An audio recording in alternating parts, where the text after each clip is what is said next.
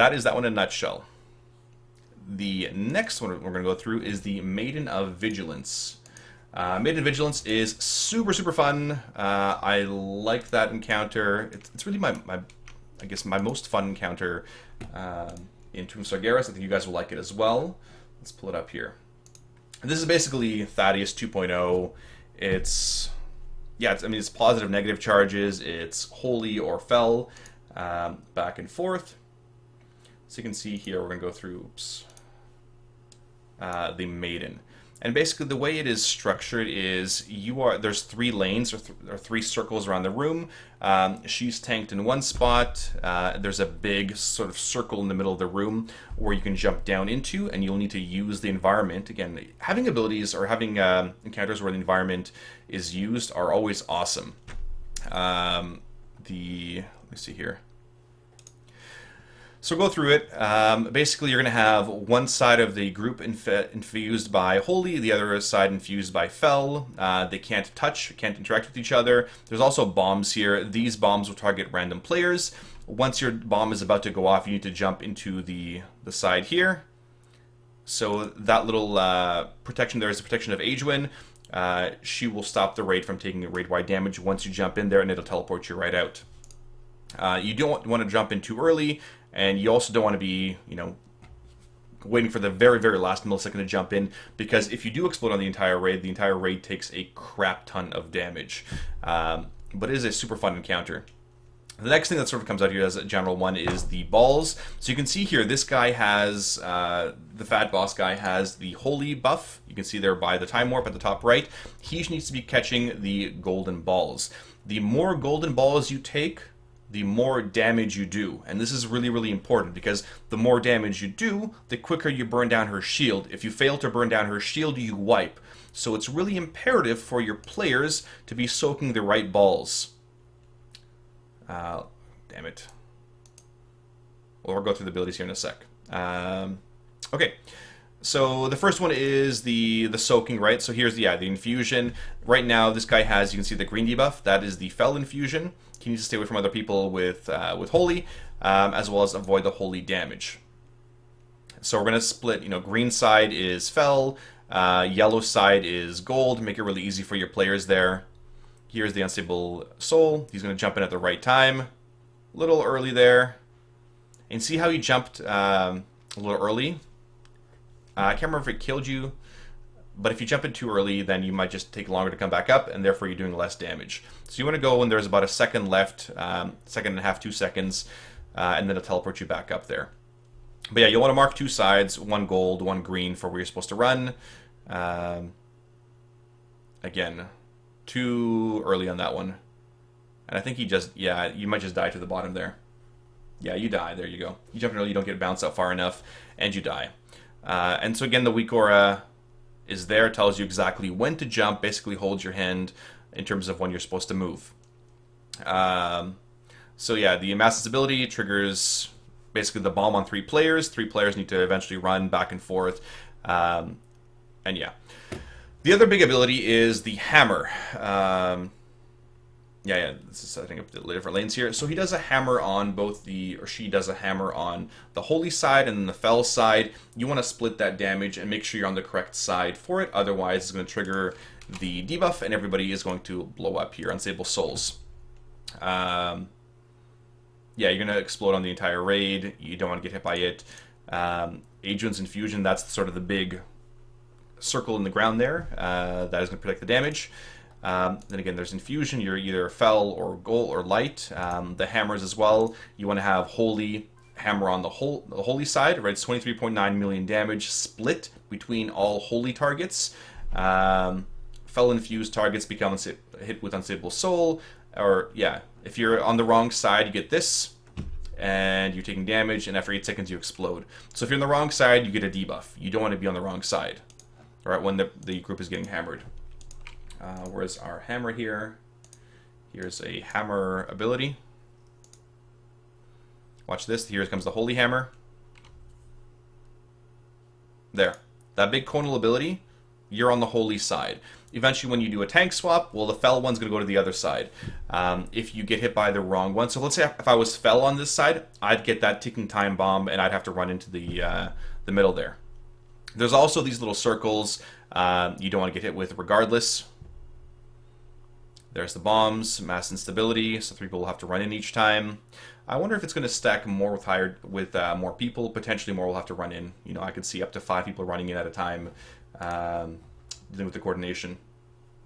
Yeah, they added a cast time on it last time, which will hopefully allow you to flip the boss over and face him toward the correct side.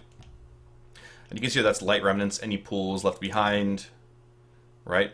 The sticking damage anyone stands in it also sends out a pulse. Little damage. So this little circle there is doing damage if you stand in it, which is why nobody... It's a little consecrate, basically. I think it's really shitty that it's the same looking as a regular paladin's consecrate. So, you know, Towley's sitting there, he drops his consecrate. Well, he's standing also in Maiden's consecrate, which is not ideal. The other one... So phase 2 is really the best phase of the encounter. This is the sort of Pac-Man phase. This is what we talked about at the start here. Basically, gold and green balls come out. The gold ones, if you're holy, is what you want to be soaking. The Fel ones do damage to you. The other important stuff is it splashes near anybody nearby. So if you have, you know, me and say Zarania are running together, and we run, you know, he runs into the gold one just ahead of me, we'll both get the buff. That's really important. So you may want to send out in groups, assign people in different lanes, whatever you want to do. You can also dodge them or go between them. Here he's going to get the gold one. See, these guys are getting both gold one. It does a bit of a splash here. He dodges the Fel ones. You want to get as much as you can. It's important not to get to the boss too early. Okay, you want to get as much buffs as you can. Because if you're standing on the boss, and this is important for a lot of players, if you're standing on the boss when she is spawning those balls, and you get the wrong ball type spawning on you, that's bad. You know, lots of damage going on you. This guy, so he has 7 stacks, right? 7 stacks of the buff. You can see on the top right section there. And each stack is giving you, what again here? Grace and Vigor, Creator's Gate, there we go. So it's giving you 10% damage and healing. Sorry, 10% damage, 5% healing for each stack. He had 7, so 70% more damage during this little section. And this is important because you need to break her Absorb Shield. You do enough damage to break her Absorb Shield, you can interrupt her Wrath of the Creators. Right, so again, getting as many buffs as you can here. He's got 3 buffs. He's going to get another one here. He's at 4, 5. Dodge those ones. Try to get back to that one. There, he picks it up. Oh, he didn't get that 6th one. Again, while you're dealing with all these other abilities... And it will periodically change the infusion. So if you're gold at the start of the fight, you may not be gold or holy the rest of the encounter. And again, you don't want to be standing on their spawn points because it'll be it'll be impossible to dodge if the wrong one spawns on you. Yeah, you need to interrupt the Wrath of Creator before 30 stacks. Titanic Bulwark is her ability that she puts up on herself. If you don't have the debuff, so let's say your entire raid is super awesome at dodging the balls. If your entire raid dodges every single one of the balls, they will not have the DPS increase necessary to blow up her shield. Because if you can't blow up her shield, you can't interrupt her. And she's doing more and more and more AoE raid damage. You can see here the Absorb Shield's about to go down. About to go down. There, they finally interrupted it. Right? Once that little shield was gone. So the better your players are at getting the correct balls, the more damage you're going to do, and the quicker you're going to burn down that phase and minimize damage. So you're going to hear another infusion comes out, and they're going to be shifting the Fel. You can see here, people are glowing by green a little bit. Green glows under their feet. Those are Fel people. Everyone with the yellow glows under the feet have the gold color. So you're getting Unstable Soul. I mean, it's a pretty simple encounter, but it's fun. This is probably the best one by far. If you're standing in the middle of 2 orbs exploding, does the big enough to get 2 stacks? I don't think so. I think, I don't think it was. So if you're standing like directly on those lines and the orb explodes, I don't think it's big enough to, let's say, hit you in the middle. You may want to, pair up partners. There'll be so many different strats for how people want to do this one. Again, lots of coordination. I don't know. I mean, we'll see. With a larger raid size, you may want to have people double up or triple up or assign people to an outer lane or inner lanes or whatever to make sure they maximize that buff gain, because you'll want to, yeah, you'll definitely want to pick up as many buffs as you can. Otherwise, you know, you're going to die. And the healers need to do the same thing. Healers need the extra healing increase to deal with the raid-wide damage while she's casting, and the DPS are trying to DPS down the shield to interrupt it. So you want to pick up as many balls as you can. And on Mythic, so you do want to practice getting every single ball, because any balls that are missed on Mythic explode. Okay, they explode on the entire group. So have fun with more and more fragments. So super important to get all your Pac-Man balls. Yeah, on Mythic, if you miss an orb, you pretty much die. So you'll want to have people assigned to them. You may not have everyone get to 10 stacks, but you know, you do the best you can. So yes, get all the balls. Be the best ball soakers ever.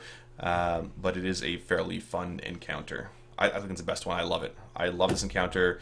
Mostly because I'm good at dodging things, right? Like Alyss Resort, tornadoes were super easy, never get hit by those. This is very much the same, except you want to get hit by the right things. And there you see the ability actually going off, and people did not run in. So watch what happens. So these guys purposely do not run in. They're going to take it's going to be a lot of raid-wide damage, and people get knocked up in the air. Watch. So anybody nearby gets knocked up in the air. Look, the raid's pretty much going to wipe because of all the damage, and you're going to die, and hopefully they crater. Yeah, there you go. You can see the craters going down. But it is a fairly fun encounter. Again, like, it's not directly on the center. You can see the inner lane. The orbs are actually shifted out toward the middle. The middle ones are fairly close to the middle. The outside ones as well. But the inner lane ones are actually further off to the side. Yeah, I don't know. I mean, we'll see. It does vary. I'm guessing it's not any set pattern. It may be, actually. Let's go back here for a second.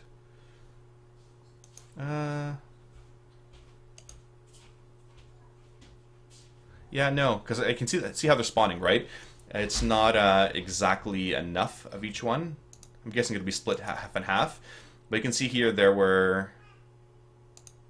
Yeah, no. No, it's not the same. It's not a mirror image, for instance. It's a fairly decent amount. So, move and fight for a Warlock, yes. Move and fight for Warlock and Death Knights. Fun times with Maiden of Vigilance. So that's a good one. Fun encounter. I'm looking forward to Maiden a lot. Any questions from that one? Yeah, I don't know if the range would be big enough to get it. I don't know if it's going to require that kind of coordination to, to deal with the orbs and standing in the middle. Like if, let's say, one partner's to my left and one partner's to my right, and I'm in the middle, and they both pop an orb. Do I get both buffs? I don't know if the range is going to be there. I think it's better for you to actually go soak the orbs yourself, right? So you'll want to send maybe different waves of players in, some as backups to make sure all the orbs get soaked, especially on Mythic, because otherwise you are going to die and wipe. So it should be. I mean, we're hoping. We'll see what happens. We'll see what happens in Normal and Heroic next week, but looking forward to that one. Okay, moving on to Fallen Avatar. So Fallen Avatar is also a fairly... This is probably my second favorite fight, or my definitely one of my top ones. This